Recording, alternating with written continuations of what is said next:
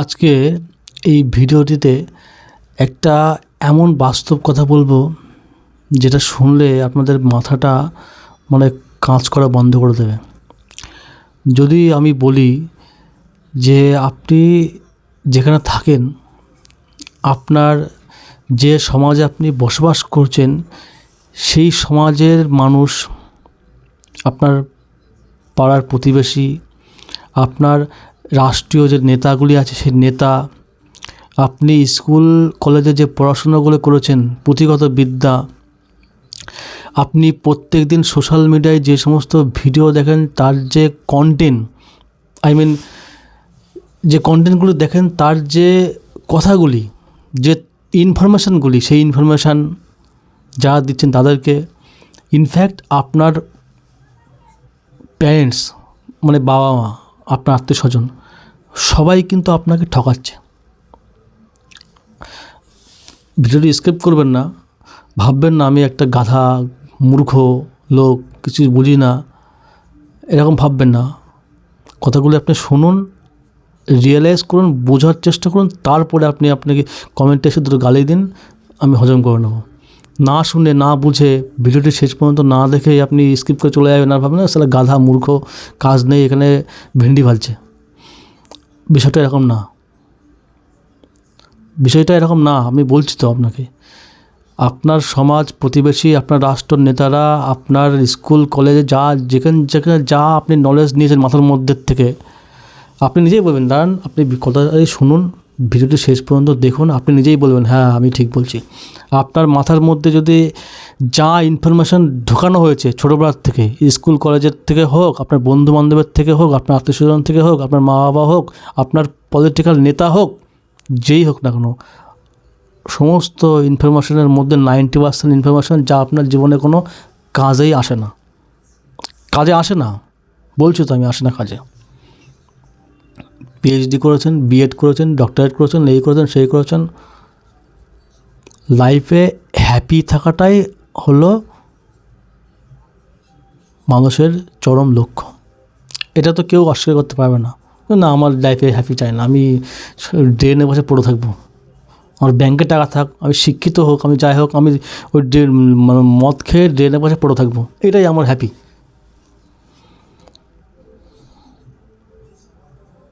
বাস্তবিক হ্যাপিটা সেটা নয়। বাস্তবিক হ্যাপিটা আপনাকে জানানোই হয়নি, আপনাকে বোঝানোই হয়নি, আপনি জানেনই নি, আপনাকেও এরকম জানে, এরকম মানুষ সমাজে কমই আছে যে প্রকৃতপক্ষে কীভাবে সুখী হওয়া যায়, হ্যাপিতে কীভাবে লাইফে হ্যাপি থাকা যায়। এই হ্যাপি থাকার জন্য টাকার প্রয়োজন হয় না, এই হ্যাপি থাকার জন্য চারতলায় বিল্ডিংয়ের প্রয়োজন হয় না, এই হ্যাপি থাকার জন্য doctorate, PhD, master, MCom, BCom এরকম কোনো পুঁথিগত শিক্ষার প্রয়োজন হয় না। হ্যাপি থাকার জন্য প্রয়োজন হয় হৃদয় থেকে শান্তি, আত্মিক শান্তি। আপনার মনে কোনো প্রশ্ন জাগে না যে বিনা পরিশ্রমেই, বিনা চেষ্টাতেই, বিনা কোনো যোগ্যতাতেই মানুষ সুখে থাকছে, মানুষ সুখে রয়েছে অনেকে। আর অনেক মানুষ, অনেক পলিটিক্যাল নেতা, অনেক প্রাইম মিনিস্টার, অনেক ডক্টর, অনেক পলিটিশিয়ান, অনেক টিচার, যে সমাজে যত প্রতিষ্ঠিত হোক না কেন, যত নামি দামি লোক হোক না কেন, যত বড় বড় নামি দামি কোটিপতির লোক হোক না কেন, ডিপ্রেশনে রয়েছে। 10 লাখ টাকার খাটের উপর শুয়েও তার ঘুম আসে না, এরকম নেই। মানসিক শান্তিটা আজকের সমাজে, এই এআইয়ের যুগে আজকের যুগে মানসিক শান্তিটা সবথেকে মূল্যবান জিনিস। আর যে জিনিসটা দোকানে বিক্রি হয় না, না ফ্লিপকার্টে বিক্রি হয়, না কোনো অ্যামাজনে বিক্রি হয়, না কোনো ডাক্তার দেয়, না কোনো টিচার দেয়, কেউ দিতে পারবে না। আর কোনো ফেক গুরু, ওই যে দেখি না সোশ্যাল মিডিয়ায় আমরা লেকচার দেয় নানান রকম, এই করো সেই করো, ওই করো, এই যোগ্য সেই যোগ্য, এই না, কোনো লাভ হবে না, কোনো লাভ হবে না যতক্ষণ না পর্যন্ত আপনি এই শ্রীমদ্ ভগবদ্ গীতা পড়বেন। শুধু মুখস্থ না, কেউ বললো আমি একদিন পড়লাম হয়ে গেলো, আমার লাইফে হ্যাপি থাকা হয়ে গেল। যতক্ষণ পর্যন্ত না আপনি শ্রীমদ্ ভগবদ্ গীতা পড়বেন, বোঝার চেষ্টা করবেন এবং বুঝে আপনি এটা লাইফে অ্যাপ্লাই যতক্ষণ না করবেন, ততক্ষণ আপনার জীবনে লাইফে হ্যাপিনেস আসবে না। প্রেমানন্দ মহারাজজি বলছেন যে ভগবত ভক্তির পথে না হাঁটলে, ভগবানকে না জানলে এই ম্যাটেরিয়াল লাইফটা কীভাবে চলছে না জানলে কখনোই হ্যাপি থাকা যায় না। একটা কথা বলি, দেখুন আজকে এই ভক্তিটা খুব ট্রেন্ডিংয়ে চলছে। ধরুন আমি দেবের ফ্যান বা জিতের ফ্যান, বা আমি শাহরুখ খানের ফ্যান। তো আমার পাড়ায় শাহরুখ খান এসছে, আমি দেখতে গেছি। আর একজন কী আছে, সে শাহরুখ খানকে কখনো দেখেইনি, সে শাহরুখ খানকে কখনো জানেইনি, শোনেনি। আমি গেছি, আমার পাশে আরও লোক গেছে, তাই দেখে দেখে সেও গেছে। আমাদের তো স্বাভাবিক একটা আনন্দ হবেই, তাকে জড়িয়ে ধরবো, তাকে হ্যান্ডশেক করবো, তার একটা সেলফি তুলবো, বা তাকে দেখতে পেলেই কত আনন্দ হয় মনে। কিন্তু সে কিন্তু কখনো জীবনে কোনো দিন শাহরুখ খান সম্বন্ধে জানেও নি, কোনো মুভি দেখেনি, বোঝে না, কিছু না, সে চলে গিয়েছে। গিয়ে আমাদের দেখে দেখে স্বাভাবিক একটা তারও মনে একটা আনন্দ জাগবে, সে হালকা, কিন্তু সেই আনন্দটা রিয়েল না, সেই আনন্দটা মানে ফেক। তাই কারোর সম্বন্ধে ভালোবাসতে গেলে বা কারোর সম্বন্ধে প্রেম আনতে গেলে, তার সঙ্গে আনন্দ করতে গেলে তার সম্বন্ধে জানতে হবে। ঠিক সেরকমই আমি যদি লাইফে হ্যাপি থাকতে চাই, তাই আমি অন্তত আমাকে জানতে হবে নিজেকে, যে হু অ্যাম আই, আমি অ্যাকচুয়ালি কী, আমি কি এই শরীর, চুল, ত্বক, মাথা, কান, কিডনি, ফুসফুস, লিভার, যকৃৎ, এই সমস্ত সম্মিলিত যে মাংসপিণ্ডটা, এটাই কি আমি? এটাই কি আমি? এটা তো বড় হচ্ছে বায়ু বাতাসের সংস্পর্শে এসে, খাদ্যের সংস্পর্শে এসে, জল ম্যাটেরিয়াল জিনিসগুলোর সংস্পর্শে এসে এগুলি শরীরে ঢোকাচ্ছি, আর চার্জ আপ হয়ে এইগুলি, এই মাংসপিণ্ডটি আস্তে আস্তে বড় হচ্ছে। আবার এটা টাইম পেরিয়ে গেলে সেই মাংসপিণ্ড ছোটো হচ্ছে, হয় না? 50 বছর যেই ক্রস করে যাবেন দেখবেন শরীরের আকৃতিটা ছোটো হচ্ছে, কুঁজো হচ্ছেন, ছোটো হচ্ছে, চুল পড়ছে, এই পড়ছে, সেই পড়ছে, ছোটো হচ্ছে। আর 20 বছর 25 বছর বয়স পর্যন্ত শরীর বাড়ছে, ফুলে ফেলে উঠছে। স্কিনের সে কী গ্লেজ, চুল একদম পুরো লাল নীল কালার করে একদম পুরো ঘুরে বেড়াচ্ছি। তো এই যে মাংসপিণ্ডটা, এটাই কি আমি, নাকি আমি অন্য কিছু? আমি কে, হু অ্যাম আই? এই প্রশ্নের উত্তরও আপনাকে এই শ্রীমদ্ ভগবদ্গীতাই দেবে। এই প্রশ্নের উত্তর আপনার পাড়ার যে চায়ের খানায় যে আড্ডা হয়, আড্ডা মারে, ওরা আপনাকে দিতে পারবে না। ওই আপনার যে ডাক্তার জ্বর হলে ডাক্তারখানায় যায়, ওই ডক্টর দিতে পারবে না, ওই টিচার দিতে পারবে না, ওই যে শুধুমাত্র পড়াবে। হুমায়ুন কে ছিল, বাবর কে ছিল, জাহাঙ্গীর কে ছিল, হতভাগা ওই সমস্ত জেনে আমার কী লাভ বলতো ভাই? এই বাবর কে ছিল, জাহাঙ্গীর কে ছিল, হুমায়ুন কে ছিল, ঔরঙ্গজেব কে ছিল, মুখস্থ হয়েছে। আমি বলতে পারি না তো, আমি প্রভু রামচন্দ্রের বাবার নাম কি বলতে পারি না, বলতে পারি না। তার দোষ কার? আমার দোষ? আমার সমাজের পলিটিক্যাল নেতাদের দোষ। যে সিবিএসসি ডাব্লিউবিসিএসসি বোর্ডে যে পড়েছি, সেই বোর্ডের যে চেয়ারম্যান, তার দোষ। হলপ করে বলছি, কেন পড়ানো হয়নি? আর পড়ানো হয়েছে তাও কি না, রামায়ণ মহাভারত একটা উপন্যাস, এটা একটা কাল্পনিক জিনিস, কাল্পনিক। আর ওই যে হুমায়ুন, বাবর, আকবর, জাহাঙ্গীর, ঔরঙ্গজেব, হতভাগা মোগল, ফরাসি, পর্তুগিজ, এইগুলো হচ্ছে বাস্তব। এইগুলো তুমি পড়ো, এইগুলো পড়ার পরে তোমার লাইফের জীবনে একদম পুরো চরিত্রকরণ হবে, তোমার লাইফে একদম খুশি আনন্দ একদম ঝরে ঝরে পড়বে। এইগুলো পড়ো, এইগুলো মুখস্থ করা খুব দরকার। আর ওই রামায়ণ, হ্যাঁ পড়তে হয়, সিলেবাসে দিয়েছে, ওই কোনো রকম একটা মুখস্থ করে টুকে দাও, লিখে দাও, পাস করো। এটা কাল্পনিক জিনিস, তো কাল্পনিক জিনিস, হ্যাঁ কাল্পনিক জিনিস। রামায়ণ মহাভারত কাল্পনিক জিনিস, এটা উপন্যাস, এটা গল্প কথা। ওই তো আমাদের নরেন্দ্র দামোদর দাস মোদী, প্রধানমন্ত্রী, পিএম, চিফ মিনিস্টার, সে ওই ডুবোজাহাজে করে জলের তলায় গিয়ে ওই দ্বারকার যে ধ্বংসাবশেষ ওইগুলো পাওয়া যাচ্ছে। প্রচার মহাভারতের যে সমস্ত যে রাজমহল, যে জায়গাগুলো আছে, সেই সমস্ত নিদর্শন, সমস্তগুলো আর্কিওলজিস্টরা, আমাদের ইন্ডিয়ান আর্কিওলজিস্টরা সব তুলে পাচ্ছে। সেই হস্তিনাপুর এখনও আছে, সেই কুরুক্ষেত্র এখনও আছে, সব কিছু এখনও আছে, সেই বৃন্দাবন এখনও আছে, সব কিছু আছে। মহাভারত কৃষ্ণ এখনও আছে, কৃষ্ণর চিহ্ন এখনও আছে। আর বলছে মহাভারত কাল্পনিক, এটা হচ্ছে উপন্যাস, এটা একটা উপন্যাস। হ্যাঁ, সব প্রমাণ এখনও রয়েছে বলে উপন্যাস।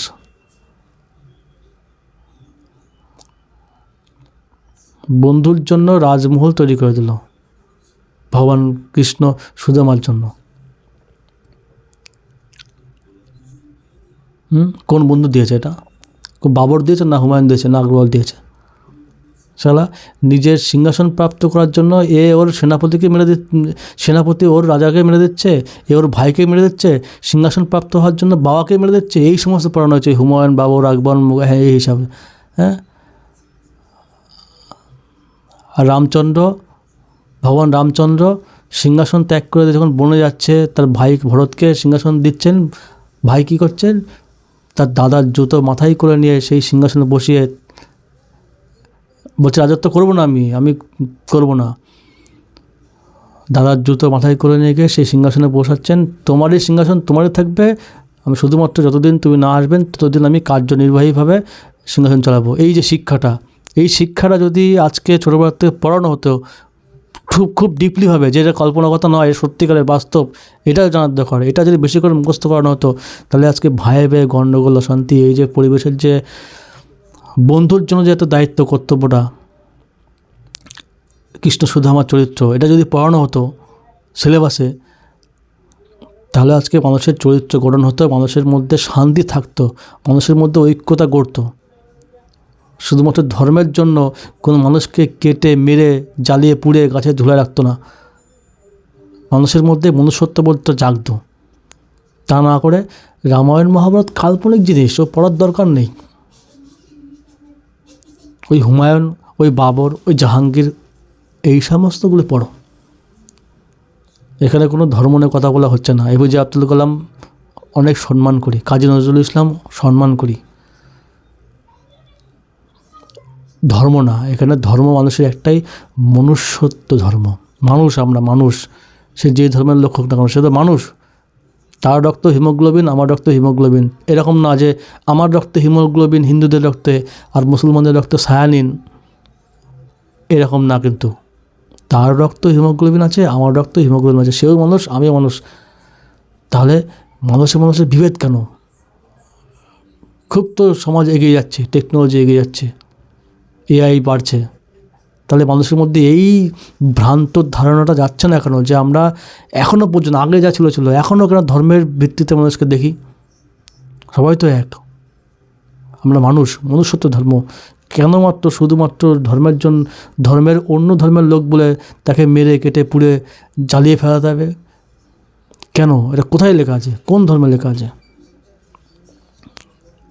যদি লেখা থাকে সে ধর্ম মানি না, সে ধর্ম মানা উচিত না যদি সে মানুষ হয়। তো যাই হোক, সমাজ আপনাকে ঠকাচ্ছে না।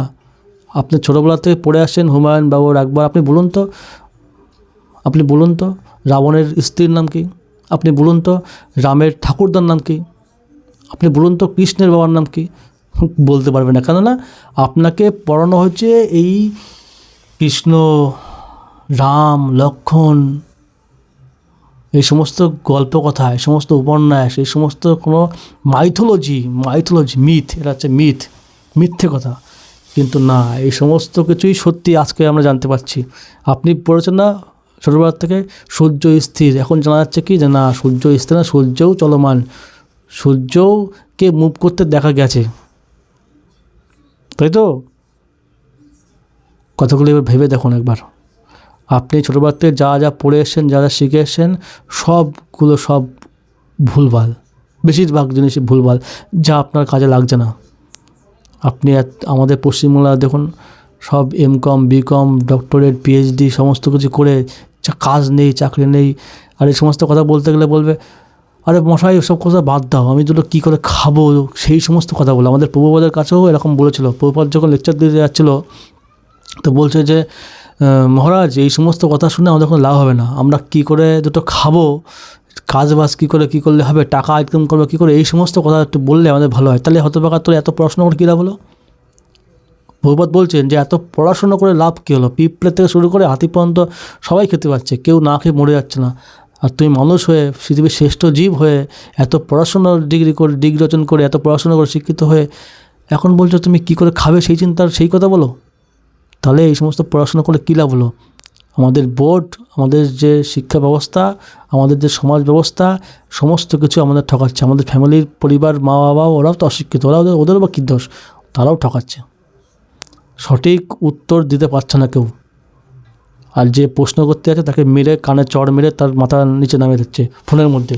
ফোন গেম খেলো, এই খেলো, ওই ভিডিও, এই মুভি এসছে, ওই দেখো, এই ইউটিউবে এই রিলস, এর মধ্যেই আমরা আটকে রেখে যাচ্ছি। আর যেই দেখে দেখে বিরক্ত হয়ে যাচ্ছি, না ভালো লাগছে না, মাথা যন্ত্রণা হচ্ছে, কী হচ্ছে, কী রাতে ঘুম আসছে না, আমার কী হচ্ছে বুঝতে পারছি না, ডিপ্রেশন চলে যাচ্ছে, ডক্টর দেখাচ্ছে, সাইকিয়াট্রিস্ট দেখাচ্ছে, মানসিক চাপ, মানসিক রোগী। কথাগুলো খুবই প্রাসঙ্গিক এখনকার সমাজে, এই এআইয়ের যুগে। পৃথিবী কি আদৌ এগোচ্ছে? আমরা কি আদৌ মডার্ন হচ্ছি, নাকি মডার্নের নামে জালের মধ্যে ফাঁদে পড়ে যাচ্ছি? তো আপনি ভেবে দেখুন, এই সমাজ আপনাকে ঠকাচ্ছে। আর যদি ধর্মের বিষয়ে কথা বলতে যাই, বলবে ও অন্ধবিশ্বাস, ও অন্ধবিশ্বাস, অন্ধভাবে তুমি কিছুকে বিশ্বাস করছো, তাই ওটা অন্ধবিশ্বাস, ওটা অন্ধবিশ্বাস। ওই যেরকম হচ্ছে সেরকম ওই থাকো, এটা খুব ভালো বিশ্বাস। সেলুনে চুল কাটতে যাচ্ছি, তাকে খুব বিশ্বাস করছি, হ্যাঁ মশাই আমি ঘুমাচ্ছি, তুমি আমার চুল দাড়িটা কেটে দাও। একবার টেস্ট করে দেখি না দাদা, মদ খেয়ে নাই তো, ওই চুল কাটতে গিয়ে এখানে গলা নামাই দেবে না তো? কিছুই দেখি না, প্রশ্নও করি না, সে আসলে গেঁজা খেয়ে রয়েছে, কি হিরোইন খেয়ে রয়েছে, কি মদ খেয়ে রয়েছে। হ্যাঁ দাদা আমি ঘুমোচ্ছি, তুমি আমার চুলটা দাড়িটা কেটে দাও। আমরা একবার প্রশ্ন করি না, তাকে বিশ্বাস করি আর ঘুমায় পড়ি।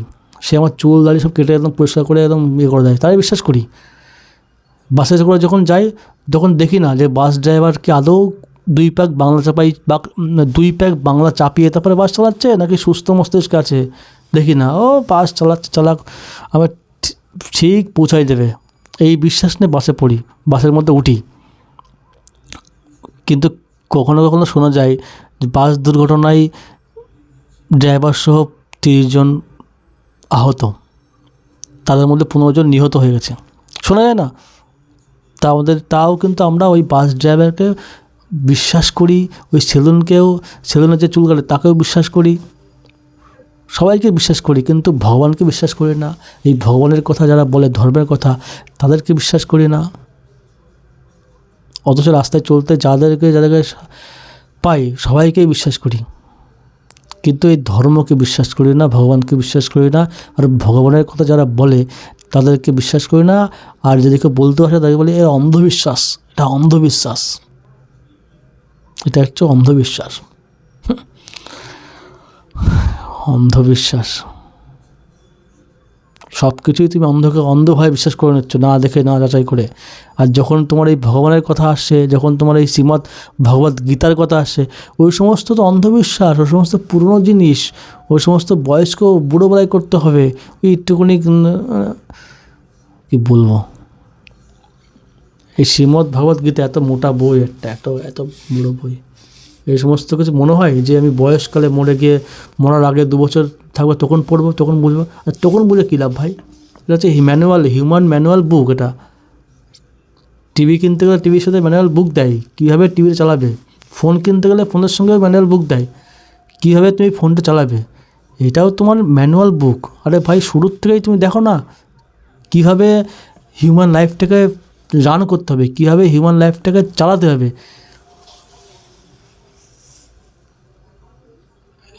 মরার আগে তুমি বই পড়বে, তখন কী লাভ? তুমি এখনই পড়ো, ছোটোবেলার থেকে পড়ো, তবেই তুমি লাইফে কীভাবে কী করতে হবে, লাইফটা অ্যাকচুয়ালি কী, লাইফের আলটিমেট লক্ষ্যটা কী, সেটা জানতে পারবে। তবেই তুমি লাইফটাকে ঠিকঠাকভাবে মেনটেন করতে পারবে। আর তা না হলে কি ওই যেখানে যখন যা দেখছি, যা করছি, যা খাচ্ছি, যা চলছি, কী করছে কিছু বুঝতে পারছি না, ওইভাবে পাগলের মতন চলছি। তাই আপনি একটু ভাবুন, ভাবার সময় এসছে যে অ্যাকচুয়াল মানুষের লাইফের মূল লক্ষ্যটা কী। শুধুমাত্র টিভি দেখলাম, খেলাম, হাগলাম, মুতলাম, শুষলাম, শৌচকর্ম করলাম, আর ওই যে কী করে খাবো চিন্তা করব, আর ওই কী করে সঙ্গম করব, এই সমস্ত কিছুর মধ্যেই নিজেকে আবদ্ধ করে রাখবো, এটাই কি মানুষ? এটাই কি মানুষ লাইফের, হিউম্যান লাইফের যথার্থতা, নাকি এর ঊর্ধ্বে কিছু আছে?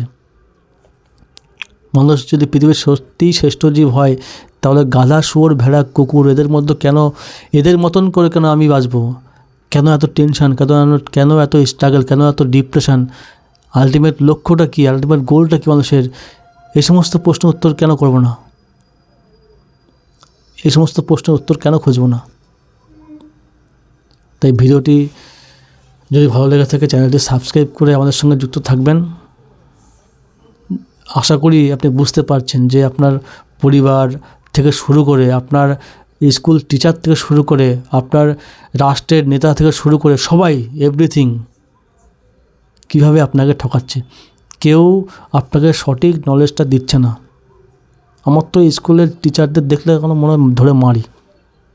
তারা একবারও আমাকে বলেনি যে বাবু এই যে তুই যে 100-র মধ্যে 90% মার্কস পাচ্ছিস, এই 99 মার্কস পাওয়ার জন্য দিন রাত এক করে এই যে পুঁথিগত এই যে বাবরের ইতিহাস, হুমায়ুন, এই সব হ্যান ত্যান আবল তাবল সব পড়ছিস, পড়ে পড়ে মাথাটাকে খারাপ করছিস, এটা করে কোনো লাভ নেই। এটা কেন করছিস? যে না একটা ভালো চাকরি করবি, চাকরি করে ভালোভাবে লাইফটাকে রান করবি। যদিও সেটাও হচ্ছে না। যদিও আমাদের এমন দেশের এমন অবস্থা, বিশেষ করে আমাদের পশ্চিমবাংলার, যে পুঁথিগত বিদ্যা পড়াশোনা কেন করে 100-র মধ্যে 90% মার্কস, 80% মার্কস পাচ্ছে প্রচুর ছেলে মেয়ে। তো কেন? যে না তারা একটা চাকরি করে বা ভালো একটা কাজ করে, অন্তত তাকে মাঠে খাটতে না হয়, অন্তত তাকে ভ্যান চালাতে না হয়, এটা কিছু করতে পারে, করে খেতে পারে। তো যদিও সেটাও হচ্ছে না, তার মানে পুরো ওই যে 15 বছর 20 বছর ক্লাস 1 থেকে শুরু করে ওই বিকম, এমকম বা গ্র্যাজুয়েশন পর্যন্ত ধরো, তো এই যে 15-20 বছর যে পড়াশুনো, এর কোনো মূল্য থাকছে না। না তার কোনো মানে কি বলবো, না কোনো কাজ বাজে কোনো লাগছে, না কোনো আত্মিক কোনো প্রগতিতে লাগছে, কোনো কিছুতেই তার কোনো কাজ লাগছে না। ওই যে ডিগ্রি যেগুলো, তাহলে লাভটা তাহলে কী হলো? কোনো মাস্টারমশাই আমাকে একবারও বলেনি যে বাবু এই যে এত 90% মার্কস পেয়ে লাভ নেই, এই যে বাংলায় তুই 80% মার্কস পেয়েছিস মাধ্যমিকে, কী হলো ভাই? ওই এখানে দুটো পুরস্কার, এখানে একটুখানি প্রাইজ পেলে হয়ে গেল। হ্যাঁ, আর একটু হাততালি, একটু বললো হ্যাঁ ভাই বাংলায় লেটার মার্কস পেয়েছিস, অঙ্কে লেটার মার্কস পেয়েছিস, এতে এই পেয়েছিস সেই, ও কী হলো ভাই? লাভটা কী হলো? লাভটা কী হলো ভাই? ওই যারা চাকরিও পেয়েছে তার কথা বলি আমি, চাকরি পেয়েছে হয়তো মাইনে 25,000 টাকা, 30 লাখ টাকা লোন নিয়ে ঘর করে, এখন সেই লোন শোধ করতে করতে তার বয়স হচ্ছে 60 বছর, 60 বছর পর রিটায়ার করে ও জীবনটা শেষ লাইফ। এটাই কি লাইফ? এটাই কি লাইফ? বড় বড় রাজনীতিবিদ থেকে শুরু করে বড় বড় প্রতিষ্ঠিত লোক, তারা ডিপ্রেশনে চলে যাচ্ছে, সুইসাইড করে মরছে, কোনো আত্মতত্ত্ব জ্ঞান নেই। কোনো মাস্টারমশাইরা বলছে না ভাই মাধ্যমিকে তোমাকে 80 পেতেই হবে কোনো ব্যাপার না, উচ্চ মাধ্যমিকে 80 পেতেই হবে কোনো ব্যাপার না, পেতেই হবে এরকম কোনো ব্যাপার না, তুমি লাইফে হ্যাপি হওয়াটাই মূল। তোমাকে এই চাকরি করতেই হবে, এই বিজনেসই করতে হবে, বা এইভাবে এত টাকা ইনকাম করতেই হবে, মাধ্যমিকে তোমার এই 90% মার্কস পেতেই হবে, তোমাকে গ্র্যাজুয়েশন পর্যন্ত পড়তেই হবে, তোমাকে এমকম পড়তেই হবে, তোমাকে ওই বিএড ডিএড করতেই হবে, তা না তুমি লাইফে ফেল, তুমি লাইফে হ্যাপি হতে পারবে না। এই কথাগুলোকে বলে না, বরঞ্চ তারা আরও এই যে গাধার রেস, খচ্চরের রেস, এতে আরও জড়িয়ে দেয়। হ্যাঁ তুই যা, চাকরি তোকে পেতেই হবে, 99% পা।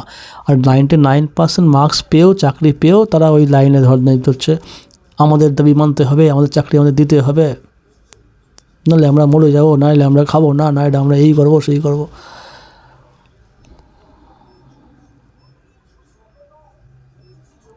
কি এখন কী মনে হচ্ছে বুঝতে পারছেন পরিস্থিতিটা কীরকম জায়গায় দাঁড়িয়েছে? কেন সমাজের এত পরিস্থিতি এরকম? আরে ভাই এখানে আগেও এমন ছিল, এখনও এরকম আছে, ভবিষ্যতে এরকমই থাকবে। এর মধ্যে থেকে আপনাকে শান্ত থাকতে হবে, এর মধ্যে থেকে আপনাকে জানতে হবে কেন এরকম হচ্ছে, এই পৃথিবীটা অ্যাকচুয়ালি কী, এর বাইরেও কি কোনো জগৎ আছে, অ্যাকচুয়ালি আমরা কোথায়, আমাদের লক্ষ্য কী, উদ্দেশ্যটা কী, কেন এরকম হচ্ছে। কিছু লোক দেখছি যে ওই খাটের তলার থেকে 18 লাখ টাকা বের করে দিন আনছে, 60 বছর পরেও গার্লফ্রেন্ডে ঘুরে বেড়াচ্ছে, আর এদিকে মানে বিবাহযোগ্য ছেলেরা বা মানে বিয়ে করছে না, এই করছে না সেই করছে না, চাকরি নেই ফাকরি নেই, আর অযোগ্য নাম লিখতে সই করতে গিয়ে কলম ভেঙে ছেলে, তারা বড় বড় চেয়ারে বসে আছে। সমাজের যে এই পরিস্থিতিটা, এই জন্য দায়ীটাকে, আর এই সমস্ত পরিস্থিতিতে আমার কি কর্তব্য, এই সমস্ত প্রশ্নের উত্তরই শ্রীমদ্ ভগবদ্ গীতা দেবে। আমি কোনো পলিটিক্যাল পার্টির হয়ে কথা বলি না, আমার ইচ্ছাও নেই। আমি শুধু বলতে চাই যে পরিস্থিতি অনুযায়ী আমাদেরকে চলতে হবে, চোখ কান খোলা রাখতে হবে। আমরা যেটা বইয়ে পড়ছি, যেটা আমরা টিভিতে দেখছি, যেটা আমরা সোশ্যাল মিডিয়ায় শুনছি, যেটা চার আড্ডাখানায় যেটা আমাদেরকে লোক বলছে, সব কিছু সত্যি নেই। সব কিছু জেনে আমাদের লাভও নেই, বরঞ্চ এগুলো হচ্ছে জঞ্জাল। ওই জঞ্জাল যত আমরা মাথার মধ্যে ঢোকাবো তত আমাদেরকে আরও কষ্ট পেতে হবে, তত আমাদের মাথার হ্যাং করবে, তত আমাদের ব্রেনটা মানে হ্যাং হয়ে পড়বে। তাই আমাদের ব্রেন ওয়াশের দরকার, ব্রেনটাকে পরিষ্কার করার দরকার। আর এই ব্রেন ওয়াশ করার জন্য শ্রীমদ্ ভগবদ্গীতার অমৃত বাণী আমাদেরকে মস্তিষ্কে এই কানের মাধ্যমে আমাদের ভেতরে ঢোকাতে হবে, প্রবেশ করাতে হবে। তাহলেই আমাদের এই যে হ্যাং করা যে মাথাটা, এটা ঠিক হবে। জীবনে শান্তি সমৃদ্ধি ফিরে আসবে। পকেটে টাকা থাকলেই, ব্যাংকে টাকা থাকলেই, 10 লাখ টাকার খাটের উপর শুয়ে থাকলেই জীবনে শান্তি হয় না। এটা রিয়েল ফ্যাক্ট, এটা মানতে হবে। ভালো থাকবেন, সুস্থ থাকবেন। যদি ভিডিওটি ভালো লেগে থাকে চ্যানেলটি সাবস্ক্রাইব করে আমাদের সঙ্গে যুক্ত থাকবেন। দরকার নেই সাবস্ক্রাইব করতে হবে না যদি ভিডিও ভালো না লাগে। এরকম ধরনের ভিডিও দেখতে চ্যানেলটি সাবস্ক্রাইব করে আমাদের সঙ্গে যুক্ত থাকুন। এখানে এই সমস্ত ভিডিওই আলোচনা করা হয়। ধন্যবাদ। হরে কৃষ্ণ।